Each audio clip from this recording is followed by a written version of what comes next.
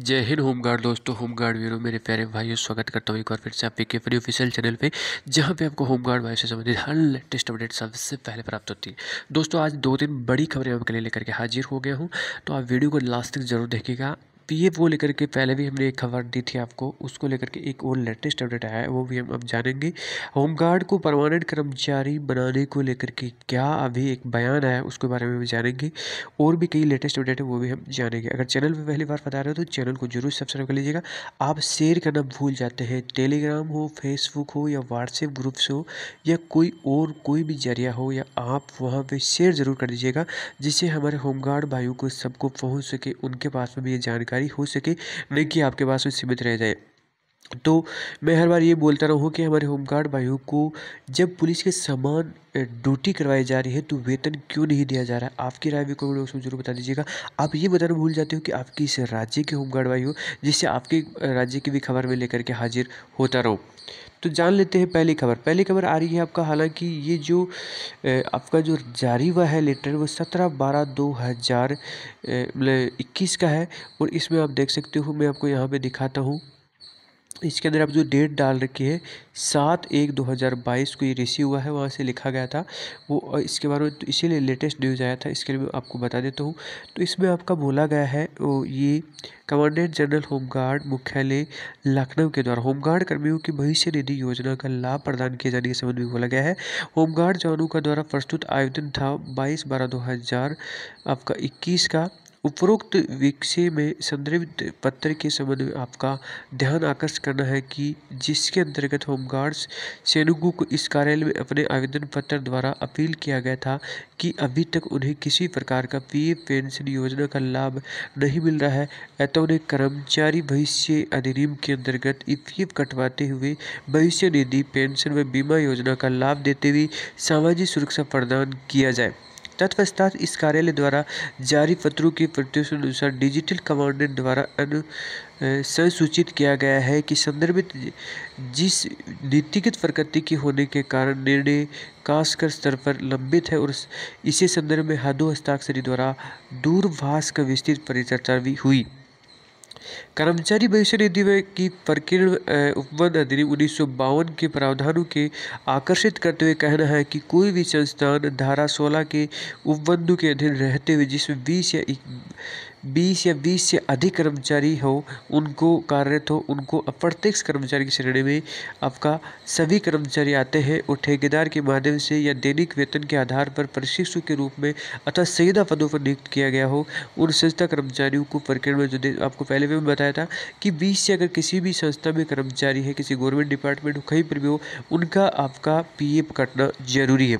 उपरोक्त के अलावा यही भी अवगत कराया जाना है कि कर्मचारी भविष्य निधि संगठन सामाजिक सुरक्षा मुहैया कराने हुए इससे संबंधित बड़े संगठनों में से एक है, जिसे भारतीय संसद द्वारा कर्मचारी भविष्य निधि प्रकीर्ण उपबंध अधिनियम 1952 के माध्यम से अमल में लाया गया था। उक्त अधिनियम के अंतर्गत आपका रचित 3 निम्नलिखित योजनाओं के माध्यम के अंतर्गत पंजीकृत कर्मचारियों की सामाजिक सुरक्षा मुहैया कराई गई है।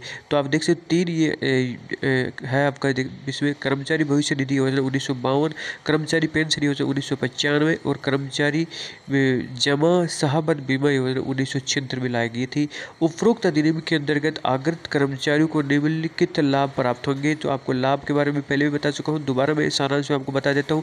पहला लाभ तो ये क्या है, यह है कि इस निधि योजना के अंदर आपके खाते में जमा भविष्य निधि धनराशि ब्याज सहित कर्मचारी को सेवानिवृत्त होने पर प्रत्यक्ष रूप से भुगतान की जाएगी। अगर आप रिटायर होंगे उस टाइम पे आपको मिल जाएगी। और अगर आप बीमार होते हो, स्वयं परिजन की बीमारी, विवाह, शिक्षा या भवन निर्माण के लिए आयोग द्वारा धनराशि भी निकाल सकते हो। कोई भी आपको परेशानी होती है, शादी, बीमारी या फिर आपका शिक्षा के लिए, आप उसको भी निकाल सकते हो। कर्मचारी पेंशन योजना 1995 के अंतर्गत ये बोला गया है कि सेवा अवधि आयु होने पर कर्मचारी तथा मृत्यु के द्वारा परिजनों के न्यूनतम आपका 1000 तथा अधिकतम 7500 प्रतिमाह के दर से पेंशन का भुगतान भी आपका किया जाएगा। कर्मचारी जमा राहत बीमा योजना 1976 में अंतर्गत सेवारत रहते हुए कर्मचारी की मृत्यु होने पर उसके परिजनों को परिवार अधिकतम 7 लाख तक की धनराशि की बीमा के रूप में प्राप्त होती है।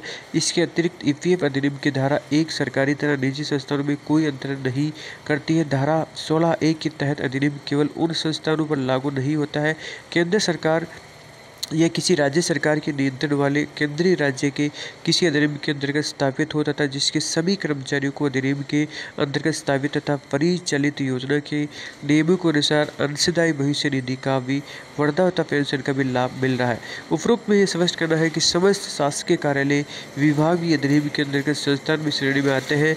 आपसे अनुरोध है कि उस उत्तर प्रदेश प्रशासन के अंतर्गत अपने अधिनियम अथवा निर्देशक के कार्यरत सभी पात्र होमगार्ड को कर्मचारी भविष्य निधि प्रकरण के संबंध में आपको जल्दी से जल्दी ये लाभ दिया जाना चाहिए। अभयानंद तिवारी जो क्षेत्रीय भविष्य निधि है, इनके द्वारा लेटर लिखा गया था। होमगार्ड परमानेंट कर्मचारी नहीं बन सकते, डीजी साहू का बोलना है।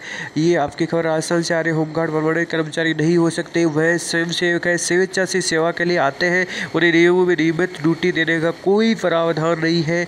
यह कहना है होमगार्ड के डीजी उत्कल रंजन साहू। आपकी क्या राय कमेंट बॉक्स में जरूर बताइएगा।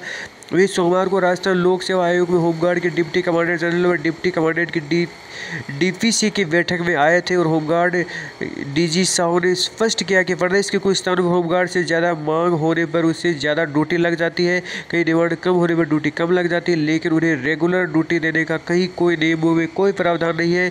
ऐसे में रेगुलर ड्यूटी में वेतन की मांग करना भी गलत है। जिससे बताया कि फिलहाल सरकार की ओर से बेहतर सुविधा होमगार्ड को उपलब्ध कराई जाती है। उन्हें आपातकाल आवश्यक सेवाओं में अलावा भी रोटेशन के आधार पर रोजगार उपलब्ध कराया जाता है। उन्होंने बताया कि 2500 होमगार्ड की भर्ती की सरकार की से मंजूरी मिल चुकी है, उनकी पूरी तैयारी हो चुकी है, जल्द ही भर्ती प्रक्रिया पूरी कर ली जाएगी। इस मौके पर उन्होंने रेंज में IGS सिंथर व जिला पुलिस अधीक्षक विकास शर्मा से भी मुलाकात कर जिले के कानून व्यवस्था पर चर्चा की। तो आपसे DGP के इनके बयान पे आपकी क्या राय है, डीजी साहू जी के आपकी बयान पे क्या राय है, कमेंट बॉक्स में जरूर बताइएगा। दूसरी खबर आ रही है यूपी होमगार्ड 2022 रिटायरमेंट के बाद होमगार्ड सिपाही को दिया जा सकेगा पेंशन सुविधा का लाभ, जाने क्या है पूरा मामला। होमगार्ड विभाग उत्तर प्रदेश राज्य के लगभग 30,000 होमगार्ड सैनिकों के पदों पर भर्ती की तैयारी कर रही है। विभाग जल्द इसके लिए ऑफिशियल नोटिफिकेशन भी जारी करेगा और इसमें बोला गया है कि आवेदन करने के लिए जनवरी में नोटिफिकेशन जारी करने की उम्मीद बताई जा रही है। प्रदेश में जवानों की कुल संख्या भी 1,18,190 के करीब प्रस्तावित है, लेकिन कई मीडिया रिपोर्टों में छपी रिपोर्ट के मुताबिक वर्तमान में 90,000 होमगार्ड सिपाही कार्यरत है। इसमें से प्रत्येक वर्ष लगभग 5,000 सिपाही रिटायर भी हो जाते हैं। ऐसे में होमगार्ड विभाग स्वयंसेवकों में भारी कमी महसूस कर रहा है। माना जा रहा है कि यूपी होमगार्ड विभाग की ओर से प्रदेश सरकार को इस संबंध में अवगत कराया जा भी चुका है और अब राज्य सरकार से मंजूरी का इंतजार चल रहा है और अगर ग्रीन सिग्नल मिल जाता है तो जल्द ही भर्ती की प्रक्रिया स्टार्ट हो जाएगी। ये किस आधार पे आपका होता है, इसमें वो आपका स्वयं भर्ती उम्मीदवार चयन, लिखित परीक्षा, शारीरिक मान परीक्षण, शारीरिक दक्षता परीक्षा, डॉक्यूमेंट का परीक्षण होगा। उसके बाद में आपका मेधा सूची जारी की जाएगी। उसके बाद में आपका सिलेक्शन मेरिट के आधार पे किया जाएगा। क्या है पेंशन सुविधा से जुड़ी जानकारी। मीडिया रिपोर्ट की माने तो 15,000 रुपये की मूल वेतन में PF कटौती का प्रावधान किया जा रहा है। इसे संज्ञान लेकर क्षेत्रीय भविष्य निधि आयोग में होमगार्ड PF कटौती का निर्देश भी दिया है और इसे कहना है कि सरकारी व गैर सरकारी संस्थान भविष्य निधि के दायरे में आते हैं। होमगार्ड व उनके परिजनों की सामाजिक सुरक्षा नहीं मिलती है। अब PF कटौती जरूरी हो गई, ये फायदा होने वाला आपको। सेवानिवृत्ति के बाद PF खाते में जमा धनराशि ब्याज सहित मिलेगी। सेवानिवृत्ति के बाद पेंशन का भी लाभ और सेवा के दौरान मृत्यु होने पर फैमिली पेंशन भी। पत्नी आजीवन 2 बच्चों को 25 वर्ष तक इसमें प्रावधान ऐसा दिया गया है। मृत्यु की दशा में आश्रित परिजनों को 1,000 अधिकतम 37,500 रुपये प्रतिमाह की दर से पेंशन का भुगतान होगा। मृत्यु के बाद आश्रितों को DLI के 7 लाख रुपए मिलेंगे और बेटी की शादी, बच्चों की पढ़ाई, इलाज, भवन निर्माण का PF में एडवांस की व्यवस्था भी इसमें दी गई है।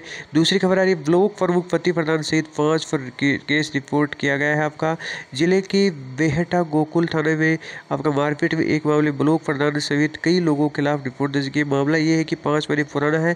दर्ज रिपोर्ट के अनुसार 14 अक्टूबर 2020 की रात और 9 बजे हरदोई सादरपुर रोड पर सेदुलपुर पुल पर होमगार्ड योद्धा की टोडापुर ड्यूटी पर तैनात थे। उनकी वहां पर एम्बुलेंस जाम में फंस गई और उसे होमगार्ड योद्धा निकालने का प्रयास करने लगे। उसे सभी टोडापुर ब्लॉक प्रमुख पति रामबाबू त्रिवेदी और ग्राम प्रधान इन्होंने इसके पर मारपीट की और जिसकी वजह से होमगार्ड द्वारा कार को रोकने में संकेत दिया था। उसके बाद ब्लो को पति उसके साथ होमगार्ड पर बेत छीनकर उसके साथ मारपीट कर सरकारी कार्य में बाधा डाली, तो उसको लेकर के मेडिकल प्रशिक्षण भी किया गया। उसके बाद चोट के निशान पाए गए, जिसके बाद होमगार्ड की कार्रवाई कर जेल भेज दिया था। होमगार्ड युद्ध से पिछड़ा वर्ग आयोग में शिकायत कर मुकदमा दर्ज कराने का आदेश भी दिया गया है। तो आपने देखा, ये थी आज की लेटेस्ट अपडेट। हमारे द्वारा दी गई जानकारी अच्छी लगी हो तो व्हाट्सएप ग्रुप, टेलीग्राम, फेसबुक में शेयर जरूर कर दीजिएगा, जिससे आपको और आपके साथी दोस्तों को भी खबर मिल सके। जय हिंद, जय भारत।